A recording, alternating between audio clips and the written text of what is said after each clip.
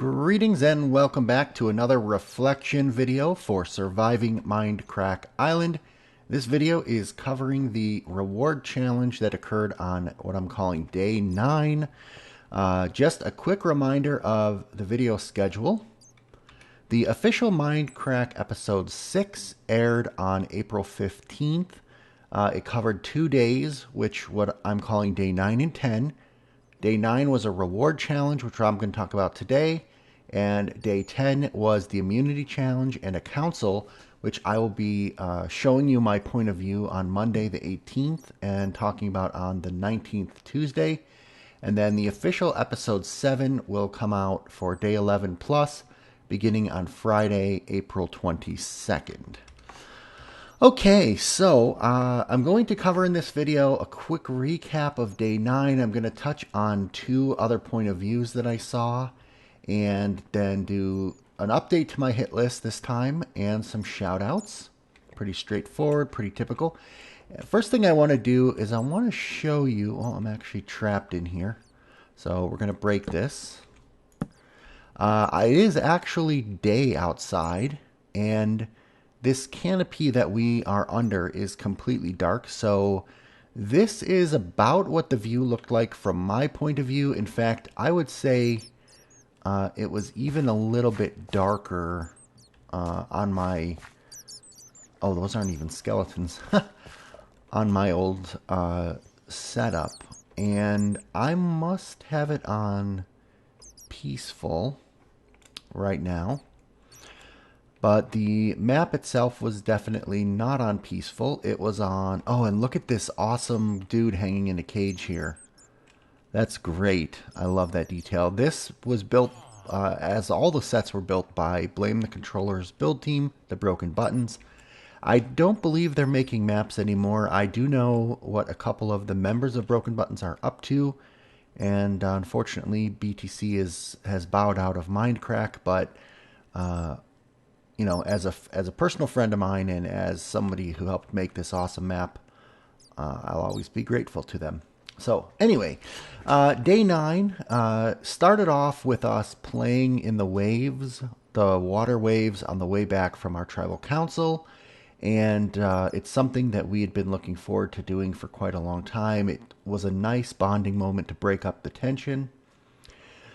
We did some camp life, which, you know, at this point, camp life is trying to make alliances and then fighting mobs. And I will say that when we're fighting mobs, like, it doesn't matter what team we came from, red, blue, yellow, green, which don't exist, whatever, we are all one team and we work together actually very well at this point, very supportive of each other at camp life, which I think, well, I mean, to make a more dramatic show, it would be interesting if we were doing more like sabotaging of each other, but that just doesn't happen in this series. Spoiler alert for what already happened. And we do some alliancing talking, but I'm going to probably cover most of that in the next episode because a lot of the key stuff happened on day 10. So on day 9, as you know, we did this creeper dodge reward challenge. And I am going to claim that on this one, first of all, the map was supposed to be in peaceful mode, so we'd all get teleported down here for a few seconds before the creepers spawned. But basically we got teleported down here while there were creepers walking, and I basically blew up before I even had a chance to see where I was. Desi as well, and then Dyer, and none of us actually really got to do anything. We just got exploded, and then the rest of the folks got to run around. So it was a little bit disappointing that I really didn't get to participate. But then again, it was a reward challenge, and to be honest, you know, a suit of armor on the beach really doesn't matter that much at this point in the game, to be honest. The winner of this was Brian, I think, because then Good was joking that he's Juggernaut Brian. He's won a couple in a row. So he got the armor, and then he was getting a bonus in the immunity challenge, which we'll talk about on Tuesday.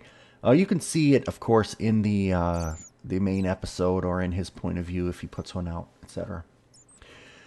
So back on the beach, I was kind of looking around. So I didn't have a fishing pole. I hate fishing actually in Minecraft. I think it's quite boring. So I had a sword. So really my only options were to go look for chests or to fight off mobs. And there were no mobs at the time. But at this point, I realized I don't want to go off alone. I need to figure out who I can like kind of pull aside and talk to conveniently without making it too obvious, in order to have a conversation and make alliances, make plans, etc. And so I happened to go towards Dire Dwarf, and it seemed like, okay, that's who I'm going to conspire with this time. I'll actually go over here to the Red Beach. Again, this is a copy of the map where we had our camp life. So you won't see our camp life. But I was basically kind of going off in this direction, and then Darkfan followed us. And also we dubbed this side of the island reed side because they planted reeds along the shore, which will come into play at the end of this episode, but was something cool that I didn't know about. So I went over by Dire, and to be honest, I saw him and Darkfan, and I just didn't trust them going off alone to conspire against us. So I thought the best move at the time was to go with them. I didn't necessarily mean to be aligning with them.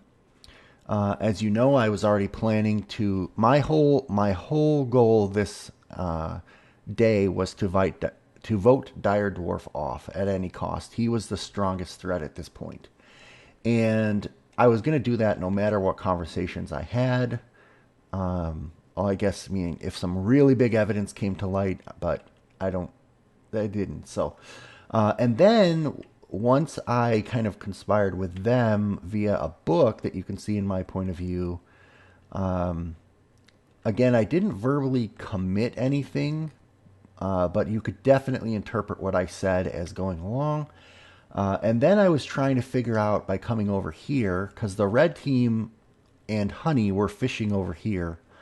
And I was trying to figure out how to get them alone, how to peel somebody off and talk without being too obvious. And honestly, I did not get a chance to do that. The mobs started attacking, and then I was taught about the trick where you can plant reeds down on the bottom of water. Oh, that's dark. And you can stand in them and breathe. I did not know that in 2013. That was something new that I learned on this island. So that's, I mean, honestly, that's like pretty much the recap of day 9. It was pretty fast, not a lot going on. And I did watch 2 other point of view videos. So I'm recording this Friday night. Honey's video came out first. The link will be in the description. Her day 6, part 1, I think she called it. And it was nice because I actually got to see what was happening in the arena. She actually lasted pretty long. Until my understanding, or what I heard, was until Brian punched a creeper at her and knocked her out, which is a perfectly legit tactic, although I don't know that he did it on purpose. I'll have to wait for his point of view for that one, but he definitely kept getting called out for it. I say in a joking manner, but you know, I think it did worry him a little bit. And then... that's where I learned that this was supposed to be on peaceful, and also in her video, reminder from Good that we were already over 12 hours into this competition. So we had been playing Minecraft sitting pretty much in the same spot, unless you got up for a potty break, with what food or drink you had with you or was brought to you for 12 hours straight. And we were starting to get, I'll speak for myself, was starting to get a little bit tired. We had only planned for this thing to go on, like, gosh, 4, 6, maybe 8 hours. We're in hour 12 of 23. So, another funny thing from Honey's video is that when she got so I got a book from Dire, and it basically said, who should we vote out, Brian or 3-2? And I thought that because he won the reward challenge that he was immune, I was still not clear how this game of Survivor worked. That is a very, very key thing that I want you to understand. Good was very clear in his rules. However, having never done this before, being in the heat of the moment and being tired, we were a little bit confused. So I thought he might be immune. I put a question mark at the end of it. Dyer confirmed that no, indeed, he wasn't immune. However, he read into it that basically implied that I wanted to vote 3-2 out. Then the book got passed to Honey on the beach, and when she read it, she also wrote Brian is immune, so let's vote for 3-2 or something like that. Or she wrote Brian is immune. And so there was some definite confusion within the blue team. Now, I'm going to say that it's very enjoyable for me, and if I ever do this again, I'm going to intentionally try to create that kind of confusion. But basically, we both thought Brian was immune, which was funny. And then the little sneaky devil, the guy in this whole competition who I thought was the nicest guy and who would not go against the red team at all, the guy that I actually felt like I ended up with the closest relationship at the end, Desi, in her point of view, goes up to her and says, honey, I want you to be the one who's on the server. And he gives her some fish. And he just basically is really close up to her at this point. Like, I don't know if it was a tactic or if he legitimately thought that she just had the nicest attitude and he wanted to watch her on Mindcrack. But he basically committed to her that he was not going to vote her off. And I had absolutely no clue that he was even strategizing with anyone. So good on you, Desi. But you're a traitor. No, just kidding. I mean, certainly I have no business talking since I voted Vaughn out. Okay, so let's see. Then I watched the official episode 6, and I want to say that they did a really, really nice job of editing. Each episode gets better and better. Remember, I've been looking at this footage for almost 3 years, and so I know pretty well when they edit something. Let's say they do a voiceover, or let's say they show something that lasted only a few seconds, like this challenge, and they edit it to last like almost a whole minute by putting multiple camera angles in, and they brightened up the footage. They just did a really nice job, and then mixing the interviews in, not just saving them to the end, and kind of picking out just the right ones to show. I thought they did a really nice job. I also thought they did a superb job of editing the way that the book was passed between Dyer and myself, etc. And I didn't come off looking like a total jerk face. I thought for sure that I was going to come off looking really bad in either this episode or the one I voted Vaughn. I'm risking the wrath of the internet here, but I really haven't gotten any grief for it. In fact, I feel like overall I've gotten praised for my tactics of playing the game and making it interesting for the viewers. The only thing I wish, and I guess at the time I thought that it would surely get known, but the book that was being passed around, you don't get to see what was written in the official video, only in my point of view and then in Honey's point of view. So I really thought that that book was going to fall into the wrong hands and be shown to the camera at some point. So even in the main episode, you don't know exactly what was written there, and that's pretty cool. But they did a really nice job of showing the book being passed and then showing it get given discreetly to Honey, even though she was over here in a crowd of people. And you see me in the background just intently watching them and scheming away. Knowing what's going on in my mind while you watch that scene, I think is pretty fun. And then it was interesting that the official video called it Night 10. I think somewhere in the official video they skipped a day, or we might have missed a day on the server, so they're reporting the actual server date, and technically my videos are off, but I didn't want my numbering to be off. So anyway, they call it Night 10, and like I said at the beginning, we fought here on the beach, and we really did feel and act like a team. And I'm pretty sure this night nobody died, which is amazing because they are ramping up the difficulty against us. So then comes what they call Dawn 10, or what I would call Day 10. And I'm going to talk about that on Tuesday.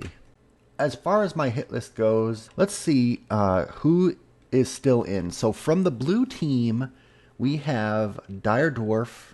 We have, who's at the top of my hit list at this point because Vaughn is gone. We have Dark Fan, who is probably third in my hit list, maybe tied. And we have Honey, who's kind of like probably fourth in my hit list. And then on the red team, we have myself. We have 3-2, who's probably second after Dire Dwarf in the hit list. And then Brian, who would have been tied with Dark Fan as third in my hit list.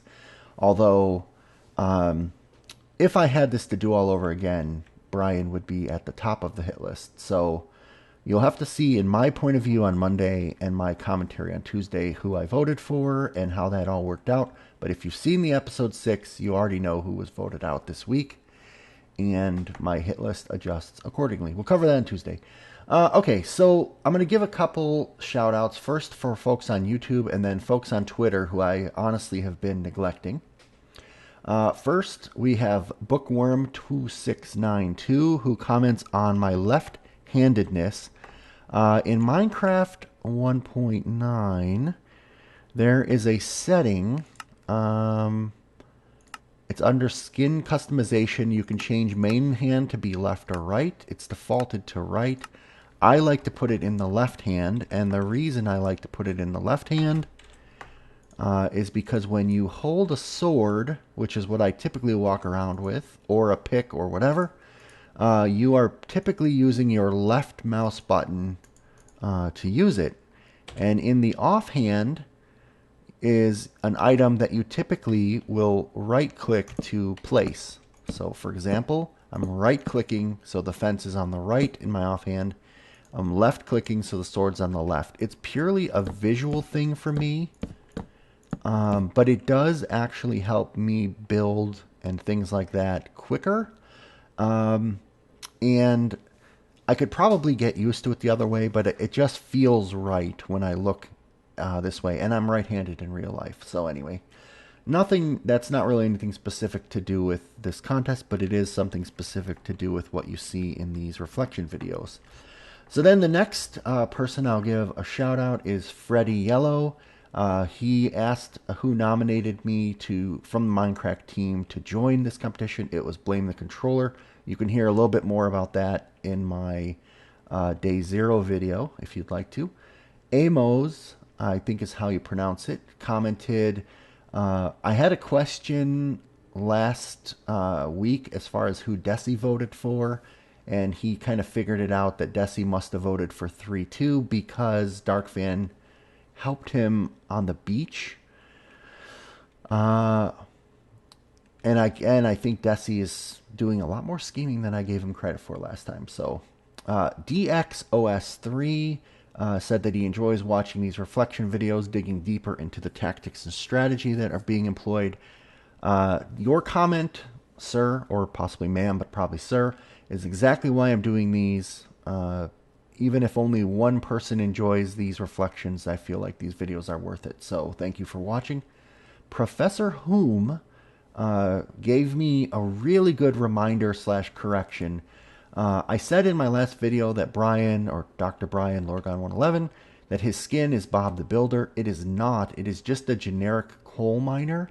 And now I've been corrected on this at least once, if not twice before, but I keep forgetting because when I look at him, he does look like a color shifted Bob the Builder, but he is a coal miner.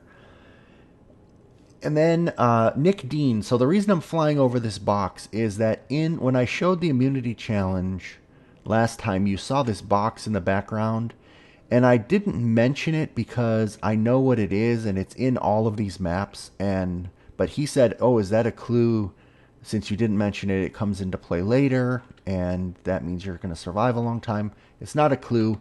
Every one of these worlds, when you first log in, your spawn point... because back then you couldn't just reset the world spawn through a command. They built one of these boxes at every spawn point. So anywhere you spawned within this 20 by 20 diameter, would warp you to where you need to be. Now, I don't know if this one's hooked up because, again, these are versions of the maps before we played, but let's just try it. Oh, it worked perfectly fine. So it teleported me into this box. So that's what the bedrock boxes that you see in these videos are. They're nothing at all to do with anything important, but they are part of the build. We have Kimber88 and John Holbrook, who were voting. I think both of them, or at least Kimber, was rooting for me and other people, like Brian, for example. Both of them expressed in recent videos that they're voting for me to go all the way and win. So just wanted to say thanks. Your support really helps me out in this competition through the mysteries of time travel. Then I want to give some shout outs that I've never given before, but these are Twitter shout outs. So these are people who tweet that they liked my video, retweet my video, share my video, and that just helps spread the word. But more importantly than that, it just lets me know that you're watching, because not everybody comments, and it's nice to just see somebody tweet my thing, because I know you're watching and that you enjoyed it. So first and foremost, Digger Dad.